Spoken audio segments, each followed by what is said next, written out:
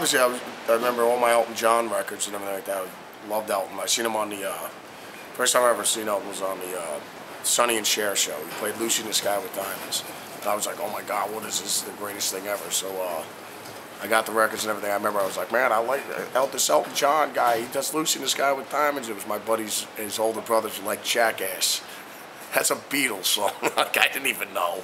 All I knew back then was Top 40 radio. So, but I saw Elton on Sonny and Cher. I fell in love with Elton John, and then so I got all Elton stuff. And then my older cousins actually turned me on to.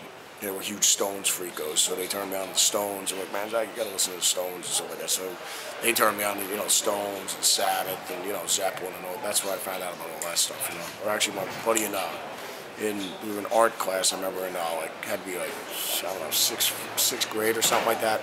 And he had a skull. It was actually like Scully in black, Black Label. Actually, the jaw was skull. The lightning bolt going through it, and it said Black Sabbath 666. I was like, oh, that's really cool. Like, what is that? He just goes, oh, it's a band my brother listens to. He really loves them or whatever. So I went out and what did I get? First album, my mother let me get. We sold our soul for rock and roll. She said I'd get one record, so I ended up, it was my first Black Sabbath record. So it was just because it was a double album. So she said you could only get one record, but it was a double album. So that was the one I picked. But yeah, so Black Sabbath scared the hell out of me, and then just fell in love with it. And then obviously, then the usual cast of characters. Black Sabbath on the Mob Rules tour. And I saw that one at I think I saw that in the Spectrum in Philadelphia. It was very cool, very amazing, awesome. I had a blast. I still got the tour program from that one. When I first started playing, just right out here in that, so Stone Pony and stuff like that. That was the big thing, you know what I mean? I was playing with my band Cyrus or whatever. We used to play Stone Pony, and then I had to be 17 years old then, 18. So when we were playing clubs, but that was definitely cool. When Oz left Black Sabbath, and he started with, obviously Randy Rhoads became, I just started playing guitar, and, we all loved Ozzy, so it was just like when he started doing his own thing, we all loved Randy Rhoads, so Randy was the guy, so it was just, then you had, obviously you had Van Halen and everything like that with Eddie, and, like I said, I just started playing guitar, so like these guys were my guys, you know what I mean? So, that still are, Eddie and Randy, man, but, so then obviously Judas Priest, I was Wayne a Priest, loved them, still do, and then, just everything that was going on back then. Then you had amazing guitar players too, Warren DeMartini, then Yngwie started coming out, then you had George Lynch throwing down. I mean, as a guitar player, the 80s were just insane, just amazing guitar players, Vivian Campbell, with Dio, anything like that, so it was awesome. I was playing at Close Encounters, this club in New Jersey, and this guy Dave Feld, legend. Dave came up to me, and Dave asked me, he said, hey Zakk, man, do you ever think about auditioning for Ozzy? I'm a huge Sabbath freako, love Ozzy and Randy Rhoads and everything, and I'm just like, yeah, well, I suppose you know the guys in Led Zeppelin too, you know what I mean? So it's just like he actually said he did. So, so no. But Dave was just like, no, I know a buddy of mine's Mark Weiss, Mark's a legendary photographer and all this stuff. So he just said, hey, Zakk, he goes, if you get some pictures together, and a tape, I can get it to Mark, and he could probably get it to Ozzy and, Sharon, and see what, I can't promise you anything, but, I was working at a gas station then, so, that was, that's all I had going on. So, I got the tape to Dave, and then he gave it to Mark, and I remember Dave calling me up saying, oh yeah, man, Ozzy's up at Mark's studio up in Empire State Building. That's where Mark's studio was at, and I end up cruising up there. They were like, dude, jackass, you just missed him. I guess Ozzy went out drinking with Andre the Giant that night. I remember Ozzy telling me about that story, but it was pretty insane. But but eventually, I guess they got the tape, and then Mom called me, Sharon, called me at my parents' house, and was just, she was just like, they flew me out to, we're gonna have you come out and audition. Flew me out, and then went to Los Angeles, met the boss, crapped my pants. Ozzy said, just, play with your heart and change your trousers. And the rest is history. The top 3 rock records, mine all the time. Well, obviously, we sold our soul for rock and roll. It's got it's a Sabbath greatest hits type thing, then I mean every Sabbath album's amazing.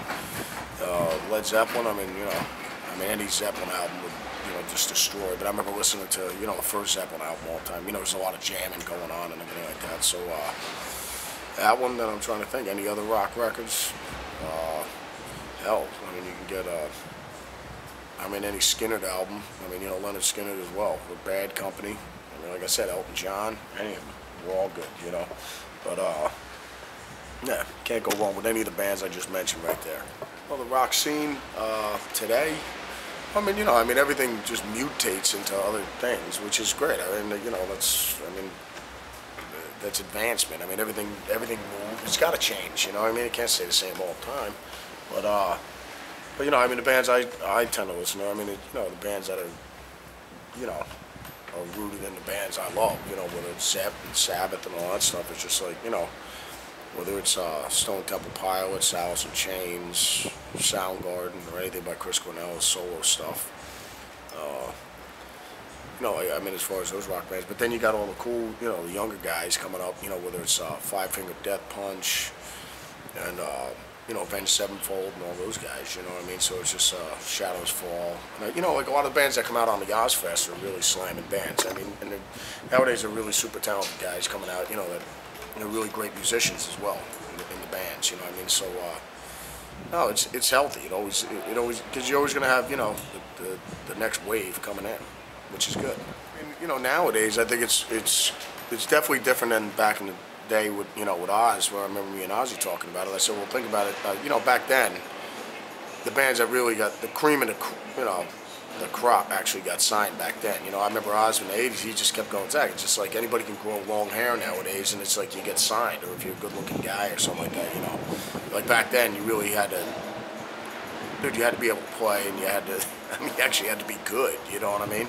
But because, and then and it's the business too. I mean, when people know you can jump on something and make money, it's just like a boy band craze or anything like that. It's just like one successful, then you need 6,000 of them pop around, you know what I mean? Because everybody wants to jump in there and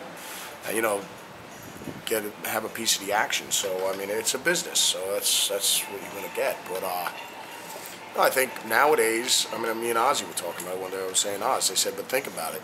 With the computer and everything like that, as a young band now, you could put have your own website where you could sell your T-shirts, your merchandise. You could have your CDs, your DVDs. You could make yourself put them on the website, and you could sell it. I said, Oz, like back then. I said, could you imagine you and the guys having Black Sabbath back in the day when you were in from your parents' house in the garage making Black Sabbath T-shirts, and then here I am in New Jersey, in America, and I'm looking on a website and I know about this band Black Sabbath. I said, back then.